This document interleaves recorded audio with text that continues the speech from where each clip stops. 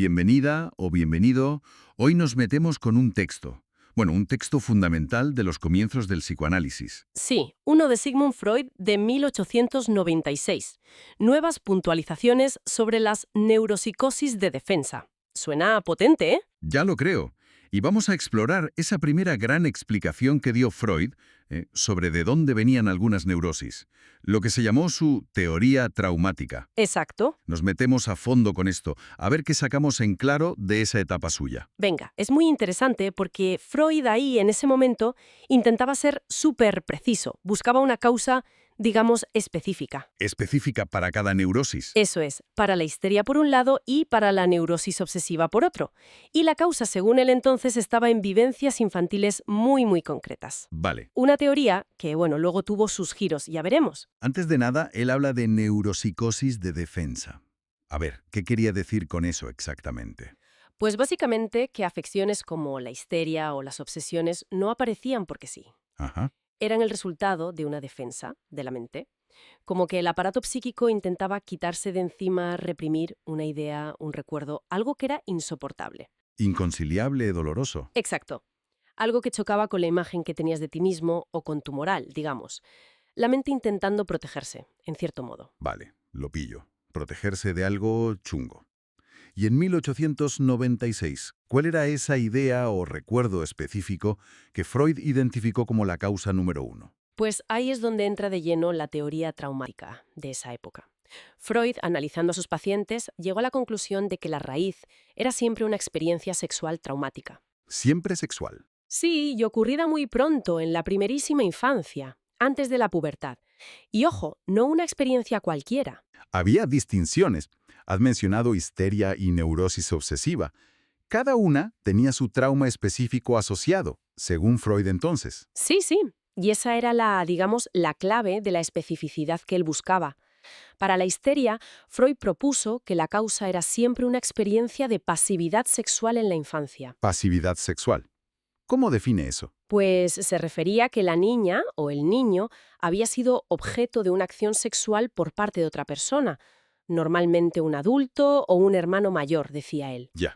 Podía ser desde tocamientos hasta cosas más directas. Pero lo crucial aquí, y esto es súper interesante, es que Freud decía que el trauma gordo no estaba tanto en la vivencia en sí. No. No, porque ocurría antes de la madurez sexual, quizá ni se entendía bien. El problema venía después, con el recuerdo de esa vivencia. O sea, que el recuerdo años más tarde, al llegar la pubertad y entender las cosas de otra manera, ahí es cuando se activaba el problema. Exactamente. Ese recuerdo, al volver, se volvía intolerable. Y entonces, zas, se reprimía. Pero claro, lo reprimido vuelve. Y volvía como síntoma histérico. Eso es, en forma de conversiones en el cuerpo, amnesias, ese tipo de cosas. El síntoma era el recuerdo disfrazado. Entendido. ¿Y para la neurosis obsesiva? ¿También era pasividad? No, ahí cambiaba la cosa. Para la neurosis obsesiva, Freud pensaba que el origen era distinto. Era una actividad sexual infantil. Actividad. El propio niño o niña. Sí, realizada por el propio niño o niña. Y además, importante, vivida con placer en su momento.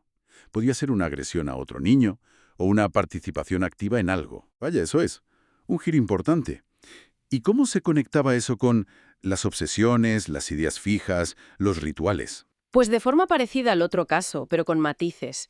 De nuevo, era el recuerdo posterior, tras la madurez, el que se volvía un problema. Esa acción, que había sido placentera, ahora se recordaba con un reproche enorme. Con culpa. Claro. Como ese reproche era insoportable, se reprimía. Pero volvía otra vez disfrazado. En forma de obsesiones. Exacto. Ideas obsesivas, miedos irracionales, dudas que no acaban nunca, rituales compulsivos. Todo eso era, para Freud, en ese momento, el retorno de ese reproche reprimido. Un intento de la mente de lidiar con esa culpa oculta. Interesante. Y apuntaba también que a menudo estos pacientes de neurosis obsesiva tenían como un trasfondo histérico, como si hubieran vivido pasividad antes de esa actividad. Parece una teoría muy directa, ¿no? Casi causa-efecto. Este tipo de experiencia infantil lleva a esta neurosis específica. Es bastante fuerte.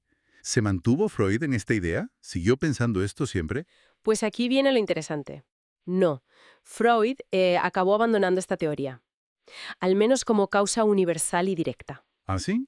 Sí, relativamente pronto. Ya hacia 1897 le escribe a su amigo Fliss confesándose sus dudas. Empezó a pensar que, bueno, que era muy raro que abusos sexuales tan específicos fueran algo tan generalizado. No le cuadraba que todos sus pacientes neuróticos hubieran pasado por eso. Entonces, ¿qué pensó? ¿Que los pacientes mentían? No exactamente que mintieran, sino que empezó a darle más peso a otra cosa, a las fantasías infantiles. Fantasías. Sí, a los deseos, a los impulsos propios de la sexualidad infantil que él mismo estaba empezando a descubrir y a teorizar. Se dio cuenta de que quizá lo que los pacientes recordaban no siempre eran hechos reales, sino fantasías con mucha carga emocional. Vale. O sea, no negaba que el abuso existiera. No, claro que no. Pero dejó de verlo como la única explicación para todas las neurosis. Empezó a ver que la propia mente infantil generaba contenidos sexuales intensos. Y este cambio fue crucial, ¿eh? Le abrió la puerta a conceptos como el complejo de Edipo. Ya. De hecho, años después, en 1924, añadió una nota a este mismo texto de 1896, reconociendo ese error inicial. Dijo que había confundido a veces las fantasías con recuerdos de hechos reales. Entendido. O sea que, aunque la causa concreta que propuso en 1896, el trauma sexual real y universal, la revisó bastante, algo de ese análisis sí que se quedó en su teoría. Muchísimo. A ver, aunque relativizo lo de la seducción real, universal, la idea de que las experiencias tempranas, ya fueran reales o fantaseadas, dejan una marca profunda. Eso siguió siendo central en su pensamiento. El peso de la infancia. Totalmente. Y sobre todo, los mecanismos psicológicos que describió aquí, esos son pilares del psicoanálisis. Te refieres a la represión, el retorno de lo reprimido. Exacto. La represión como defensa ante lo que no podemos soportar, el retorno de eso reprimido pero de forma disfrazada en los síntomas, y la idea del síntoma como una especie de apaño, de solución de compromiso entre el deseo o el recuerdo y la defensa que lo quiere mantener a raya. Esos conceptos siguieron siendo absolutamente fundamentales para él. Entiendo. Así que, aunque la teoría específica del trauma sexual infantil como causa única y universal fue, bueno, matizada por el propio Freud, este trabajo de 1896 ya nos enseña ideas muy potentes. Desde luego. Ideas sobre cómo funciona la mente cuando se enfrenta a experiencias difíciles y sobre cómo el pasado, sea real o imaginado, sigue muy vivo dentro de nosotros. Exacto. Lo potente que queda hoy quizás no es tanto la causa específica que propuso y luego revisó, sino el cómo describió esos mecanismos de defensa y elaboración psíquica. Claro. Nos deja dándole vueltas a la persistencia de esas huellas del pasado, ¿no? Y a cómo un recuerdo cargado de un significado que le damos después puede llegar a ser más impactante, más determinante incluso, que la propia vivencia original.